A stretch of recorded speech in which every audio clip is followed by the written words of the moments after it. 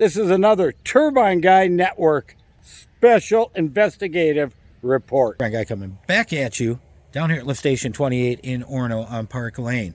Now I was out running some errands and I thought maybe I'd come down here and get me another sample. So I had 2 samples of the water down here, and lo and behold, you won't believe what I found. Somebody came down and cleaned out our little holding pond right before the lake. I mean, well, not all, because there's still a little bit in there. There's some green and blue stuff over there. But they pretty much cleaned the pond out down here. If I look on the other side of the dock here, you can see some big heavy-duty tire marks. So they should probably brought their big vacuum truck, and they got some oil leaking or something right there into the dirt. Now, even though they cleaned the water out in that little pond down there, we come up to the entrance and look, and yet there's no water flow. And we come down to the nearest stormwater entrance and look, and see the water is stagnant, not flowing under there. Actually, a little brown and icky too. Yet we come down to the lake and we still have what? Water flow, a constant water flow into the lake. And that can only be coming from one place. Boom. The lift station, number 28. You know, and the interesting thing is, the color right here, this brownish color, that's not, I mean, it's a bit of an iron color, but it's not a rain color, it's not natural.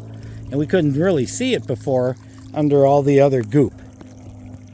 The last thing I want to mention on that lift station 28 up there behind me is I did receive some confirmation earlier this morning from another source, who we'll speak about in the next video more, but who said this lift station 28 has been a problem for years.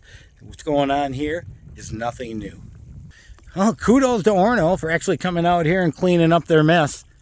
But I gotta tell you, it sure is an awful coincidence that in under 24 hours of my last video, it certainly appears the city's been out here cleaning stuff up.